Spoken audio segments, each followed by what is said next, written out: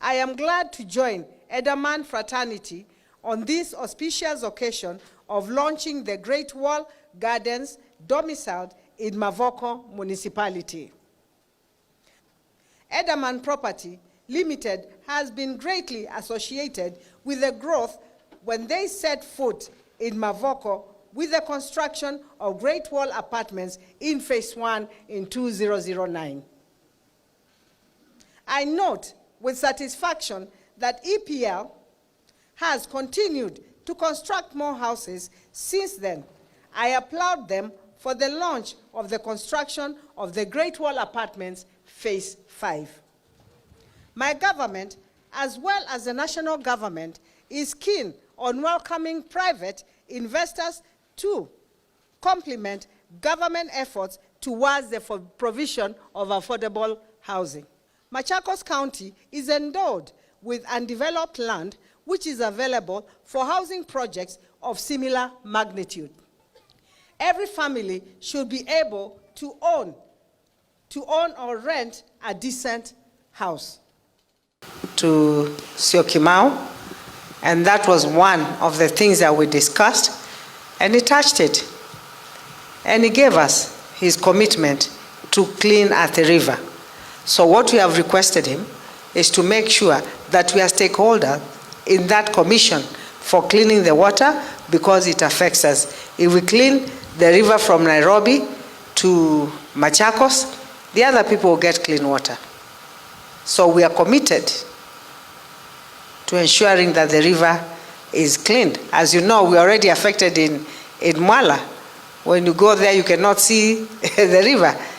It's called ISN. It is already there in Mwala. And these are some of the things that we need to work on. And we as a county have also put a small budget to ensure that we start doing something. But cleaning of at the river starts with Nairobi River. Yeah, I may add, we discussed that matter.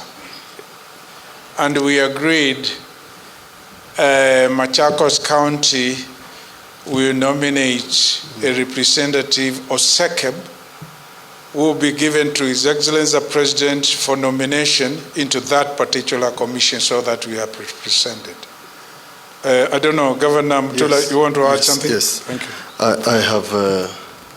I have a lot of passion about this issue, and the law, Environmental Management Act, is very clear about some of this issue, and in fact identifies the people who are polluting the river as a principle in law called polluter pays principle. The national government should not spend a coin cleaning that river. That river should be cleaned by the industrialists who are polluting the river. I've said this before and I want to repeat. The national government put in place a mechanism along the standard gauge railway that punishes anybody who destroys what you call strategic investments. And the penalty for destroying strategic investments is life sentence. I see no reason why we should not sentence to jail or close factories of people who are throwing effluents deliberately. So my view is, and has been, and when we visited Thwake Dam in June 2021, the commission is welcome, but the better option is to get NEMA some teeth. The NEMA that we have is asleep, because all you need to do is use the provisions of the law, and you go and put what we call a notice, a restoration notice. Once that restoration notice is placed, that person is supposed to restore the environment. We must also be clear, if we are going to deal with climate change, we must punish those people who are not only emitting effluents into the river, they are causing diseases along the river course and increasing our costs of preventive healthcare. It has been said that if we can deal with our waterborne diseases as counties, we are going to save up to 30% of our budgets. Thank you. Thank you. Thank you. My friend? Thank you very much, Excellencies. My name is Ali Afman, representing Inna News. My question is directed to Excellencies because it is SECEP. Excellencies, 6 years down the line, Konza Technocity, SECEP was launched.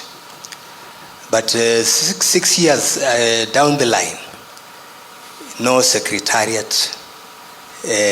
What is the challenge of facing SECEP? Thank you very much. Thank you very much. I will request Governor Mutula Jr. to respond to that question. Yes. Thank you. That's a very valid question, and the answer to that is pretty simple. That in fact, until now, only Makueni and Kitui have passed the law on SECEP. And what does that mean? In the Act, if you read the current Act, it tells you that if you are going to employ a chief executive, the regulations for that, the employment of that chief executive must be approved by the county assembly. The payment for that chief executive must also be approved in a budget to the county assembly. What does that say? In the absence of an act, in the absence of a budget passed by assembly, in an absence of regulations for hiring a CEO, the hands of our predecessors were tied. Now they are not, because now we have the law, we have put in place those mechanisms to put a secretariat. I want to say that this is a milestone, because just to achieve commonality of a legal legislation that is agreed across board is not easy. The fact that they have given that provision, most people have not done it. And I think out of the 7 economic blocks in Kenya, we are leading insofar as having a legal framework that will anchor the secretariat and what we are doing in law. Because it's not just hiring a secretariat. We are contemplating doing joint projects. Just joint projects can only follow what we call the public finance management framework. Thank you. Thank you. Maybe Chair. Let me allow Wavinya. I know there is something she wants to say about whether they have passed the law or not. I can say that I want to thank the County Assembly. They passed the law, and we are going to gazette it by Friday. Thank you. Makofi. Not that they were behind the two of us very far. It was a transition. Kitui, we just gazetted the other week. Yeah. So they are doing it this week. Makueni, we almost gazetted at the same time. But the 3 assemblies passed the law, and we want to record our appreciation to them. Thank you. Any other question?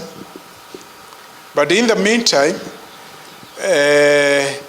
we have a person who has been performing the duties of acting CEO, who was brought on board by our predecessors, and we have agreed they will continue as we ensure that the fine-tuning of the law where there are lacunas is done, so that we do it very well and is not subject to challenge by anybody who may want to challenge the same legally.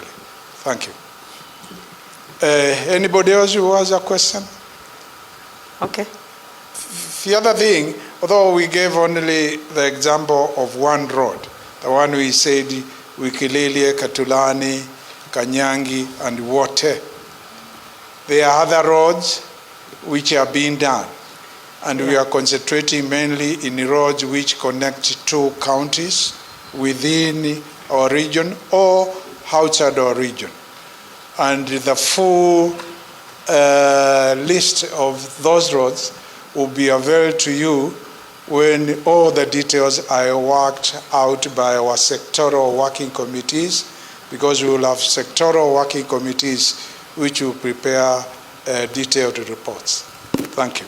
And Your Excellency, since we're in Machakos, if I could just mention, I know it's SECEP, that we are doing we have also proposed Kangundo, Mwala, which connects into Kitui Road. If it connects to Kitui Road, it will go and connect to Lamu. Exactly. And Makueni. And The other one is the road to Tulilia Makueni.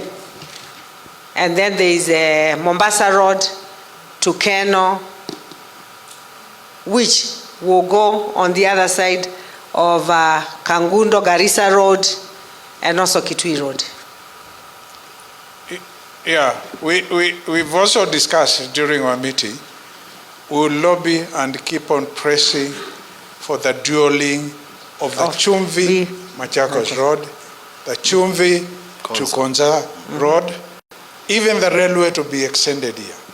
And if you are in Kitui and you are starting a dual road in Machakos, you are better off. We are the biggest beneficiaries of the expressway. When you just at Mulolonga and you get expressway and you are going to Westlands, it takes only 8 minutes. We are the biggest beneficiaries. So don't say, oh, haikuji Kitui ama haikuji wote. We are beneficiaries. The more it gets into our areas. Asante. Okay. Asante. Let us appreciate our governors with a clap. Your Excellencies, before you